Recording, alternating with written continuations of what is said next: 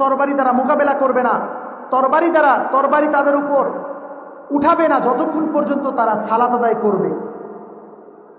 আর যদি তারা সালাত আদায় না করে কখনো তারা ইসলামী মুসলিমদের শাসক হতে পারে না, মুসলিমদের নেতা হতে পারে না। আর যতক্ষণ তারা ওই সমস্ত শাসকরা সালাত আদায় করবে, তোমরা তাদের আনুগত্য করবে, তাদের অন্যায় কাজগুলোকে তোমরা ঘৃণা করবে, তাদেরকে তোমরা ঘৃণা করবে না এবং তাদের থেকে তোমাদের আনুগত্যের হাতকে সরিয়ে নিবে না।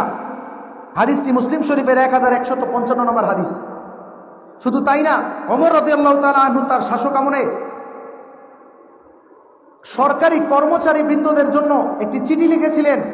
সেই চিঠির মধ্যে তিনি লিখেছিলেন, তোমাদের জন্য সর্বাপেক্ষা গুরুত্বপূর্ণ এবং সর্বাপেক্ষা গুরুত্বপূর্ণ আমল হচ্ছে সালাত আদায় করা। আর তোমাদের মধ্য থেকে যারা সালাত আদায় করে না, যারা সালাত বিনষ্ট করে, তারা অন্যান্য কাজও, অন্যান্য আমলসমূহ বিনষ্ট করে, অন্যান্য কাজেও তারা অলসতা করে, অন্যান্য কাজও তারা নষ্ট করে। আর যে সালাত আদায় করে সে অন্যান্য কাজগুলোও সঠিকভাবে আদায় করে।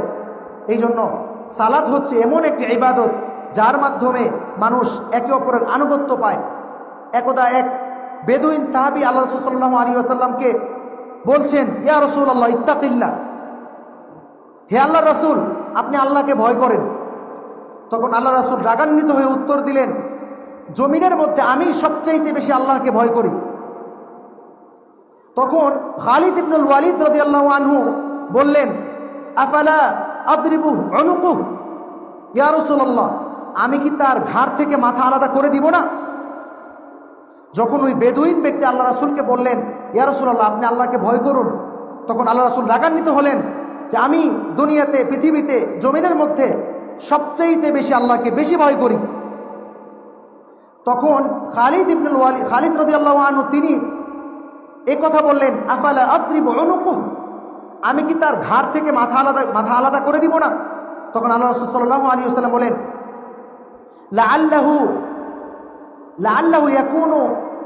লাআল্লাহু ইউকিমুস সালাহ, হয়তোবা খালিদ সে সালাত আদায় করে থাকে। হ্যাঁ, এই সালাত আদায় করে থাকে, এই সম্ভাবনাময় কারণে খালিদ বিন ওয়ালিদ রাদিয়াল্লাহু তাআলা আনহুকে ঘাড় থেকে মাথা আলাদা করা নিষেধ করেছেন। আর যদি সালাত আদায় না করতেন এ ব্যাপারে কোনো ভ্রুক্ষেপ ছিল না, এ ব্যাপারে কোনো কম্প্রোমাইজ ছিল না। এই জন্য সম্মানিত হাজিরিন, অবশ্যই আমাদেরকে যে কোনো মূল্যে, যে কোনো অবস্থাতেই সালাত আদায় করতে হবে। আমাকে অনেক সন্তানের বাবারা, অনেক সন্তানের গার্ডিয়ানরা মাঝে মাঝে এসে বলতেন, হুজুর আমার ছেলেটা নামাজ পড়ে না। ছেলেরা অনেক বলি নামাজ পড়ার কথা, কিন্তু ছেলে নামাজ পড়ে না, কোনোভাবেই ছেলের কথা শোনাইতে পারতেছি না। এমন হয় কি না? সন্তানদেরকে কথা শোনানো যায় না, নামাজের ব্যাপারে গুরুত্ব দেওয়া যায় না, বরং নামাজের কথা বললে তাদের কাজ বাইরে যায়, তাদের রাগান্বিত চেহারা দেখা যায়। এমন হয় কি না? তো আল্লাহ রাসূল সাল্লাল্লাহু আলাইহি ওয়াসাল্লাম বলছেন, তোমরা তোমাদের সন্তানদেরকে 7 বছর বয়স থেকে সালাতের আদেশ করো। মুরু আওলাদাকুম বিস-সালাহ ওয়া হুম 10 সিনিন।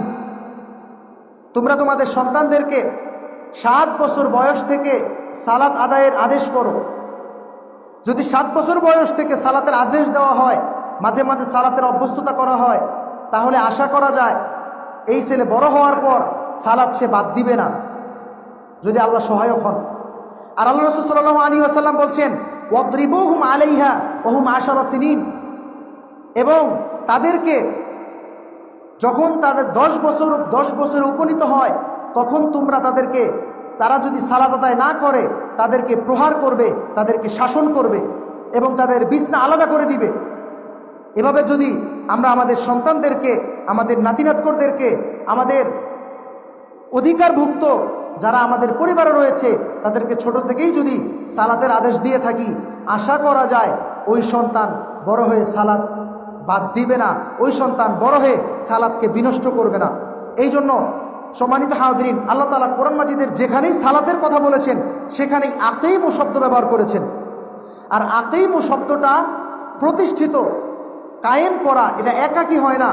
একটা পরিবারে বাবা যদি সালাত আদায় করে, ওই পরিবারে যদি অন্য সবাই যদি সালাত আদায় না করে, এই বাবার সালাত আদায় করা কোনো কাজে আসবে না। মা সালাত আদায় করছে, মেয়ে সালাত আদায় করছে না, এই মেয়ে সালাত আদায় না করার কারণে এই মা বিপদগ্রস্ত হবে, মার সালাত কাজে আসবে না। এই জন্য আমরা আমাদের অধিকারভুক্ত যারা কর্মচারী রয়েছে, আমাদের যারা নিকটস্থ যারা আত্মীয় স্বজন রয়েছে, আমাদের পরিবারের যে সমস্ত সদস্যবৃন্দ রয়েছে, প্রত্যেককে একত্রিত করে প্রত্যেকের মাধ্যমে সালাতকে নিশ্চিত করতে হবে। আর এই সালাতকে যদি নিশ্চিত না করা যায়, আমাদের মধ্যে কাফেরদের মধ্যে কোনো পার্থক্য থাকবে না।